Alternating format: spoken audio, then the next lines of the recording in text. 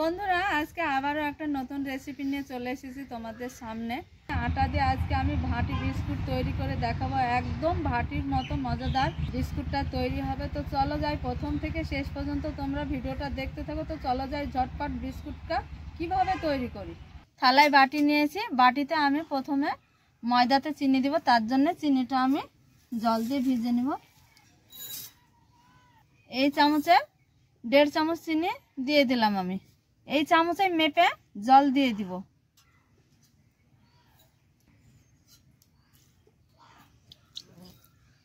তিন চামচ জল চিনিতে দিয়ে দিয়েছি। চিনিটা এইভাবে একটু ভিজে রেখে দিব। এই যে আটা নিয়েছি, এই কাপের 1 কাপ আটা দিয়ে দিব।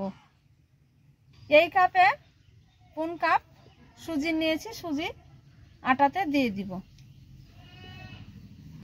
এই চিনি দিয়ে দিব। এই চামচের অল্প 1/2 চামচ চিনি নিয়েছি, চিনিটা দিয়ে দিব। বিস্কুটে একটু লবণ দিলে ভালো লাগে, চিনি লবণ একটু লবণ দিয়ে দিব। গুঁড়ো দুধ ময়দার উপরে দিয়ে দিব। গুঁড়ো দুধ চিনিতে দিয়ে ভিজালো হতো, আমি এখানে ময়দার উপরে দিয়ে দিব। এবং গরুর দুধ দিয়ে চিনিটা ভিজালো হতো, আমি জল দিয়ে ভিজিয়েছি, তার জন্য গুঁড়ো দুধ এইভাবে ময়দার উপরে দিয়ে দিব। এই চামচে মেপে সাদা তেল দিয়ে দিব।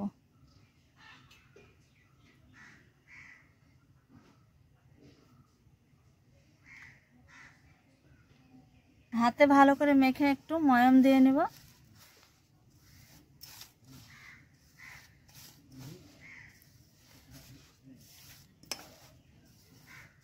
এইভাবে ভালো করে সবগুলো একসঙ্গে মিশিয়ে নিব। আর এইভাবে এই যে ময়দায় দলা বেঁধে যাবে। এই যে চিনি দানা দানা আছে, যাতে দানা দানা থাকে বিস্কুটে, দেখো লক্ষ্য করে বাটি বিস্কুটে চিনিটা একটু দানা দানা থাকে। তো দানা যাতে থাকে চিনিটা, এবার আমি দেব অল্প অল্প করে আর হাত দিয়ে মেখে নিব।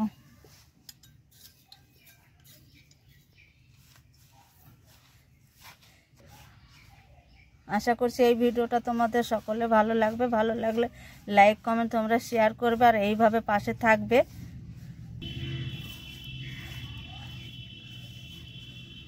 সব কিছু একসঙ্গে মিশিয়ে এই যে আমি একটু শক্ত করে একটা ডো তৈরি করে নিয়েছি।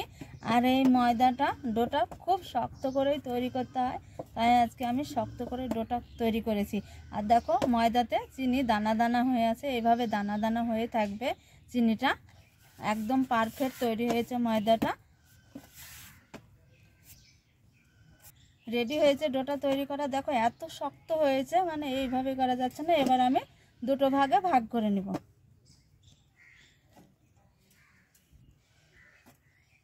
দুটো ভাগে ভাগ করে নিয়েছি। পারফেক্ট ডো তৈরি হয়েছে। আর এই যে হাতে টিপ বসছে না, আর ময়দার উপরটা ফেটে ফেটে গেছে। এবার আমি দেখো একটা ডো আরো ভালোভাবে হাতে তৈরি করে নিব।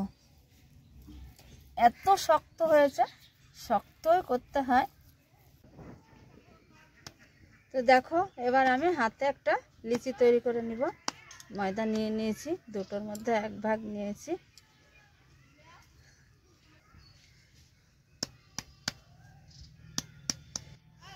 একটা কাঁচের থালা নিয়েছি, থালায় আমি শুকনো ময়দা দিয়ে দিব। আর এই যে ডো তৈরি করেছি, ডোটাও দিয়ে দিব। এইভাবে একটু আমি করে নিব, বড় করে নিব। একটু বেলনির সাহায্যে বেলে নিব।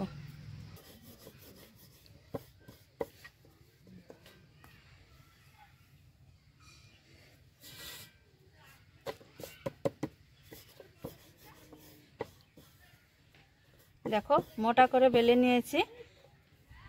এটা একটু বেলতে খুব কষ্টই হবে, কেননা ডোটা খুব শক্ত, একটু শক্তি দিয়ে বেলতে হবে। দেখো মোটা সাইজের করে বেলে নিয়েছি, দেখাচ্ছি তোমাদের। এই যে মোটা, একদম মোটা। এবার ময়দাটা ঝেড়ে দিব এইভাবে। একটা গ্লাসের সাহায্যে কেটে নিব। যে মাপ ধরে গ্লাস দিয়ে কেটে নিব।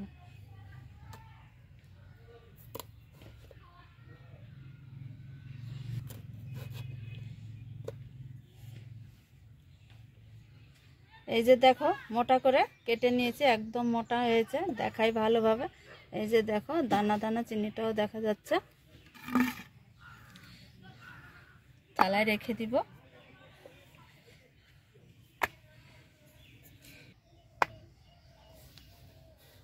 সব বিস্কুটগুলো একইভাবে কেটে নিব, এইভাবে। এই যে দেখো 4টে কেটে নিয়েছি।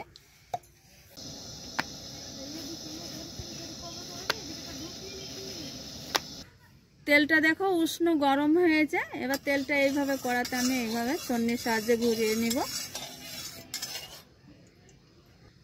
আর এই যে বিস্কুটের শেপগুলো একটা একটা করে দিয়ে দিব। মিডিয়াম আছে আমি গ্যাসটা রেখে দিয়েছি। এবার আমি একটা একটা করে দিয়ে দিব।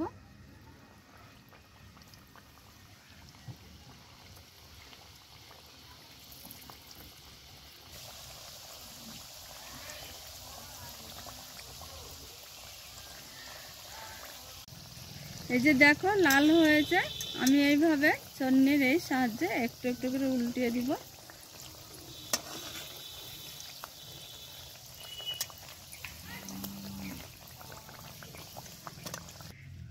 তো তোমরা দেখতেই পাচ্ছ বিস্কুটগুলা সব আমার এই যে লাল লাল করে একদম মুচমুচে করে ভাজা হয়েছে। এবার আমি তুলে নিব এক এক করে।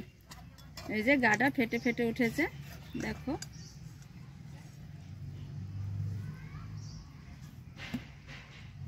তো বন্ধুরা দেখতেই পাচ্ছ বিস্কুটগুলো একদম খাস্তা মুচমুচে হয়েছে, ভেজে নিয়েছি। দেখো এই একইভাবে সমস্ত বিস্কুটগুলো ভেজে নিব। আর ক্যামেরাটা একটু অফ ছিল, একটু আমি গুঁড়ো বাদাম দিয়ে দিয়েছি। যে বাদাম বাড়িতে খাওয়া যায় চীনা বাদাম, সেটা একটু দিয়ে দিয়েছি, তোমাদের ওটা দেখানো হয়নি।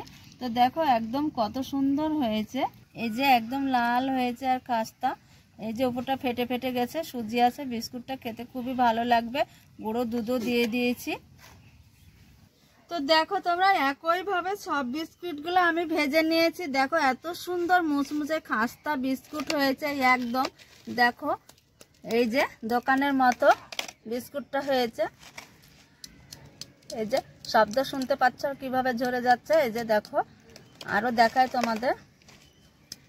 এই যে দেখো এত ভালো হয়েছে, ভেঙেও দেখাচ্ছি। এই যে দেখো খুব ভালো হয়েছে। এত সুন্দর বিস্কুটটা মচমচে খাস্তা হয়েছে, একদম মুখরোচক। চা জল খাবারে বিস্কুটটা এইভাবে ঝটপট বানিয়ে তোমরা খেতে পারো।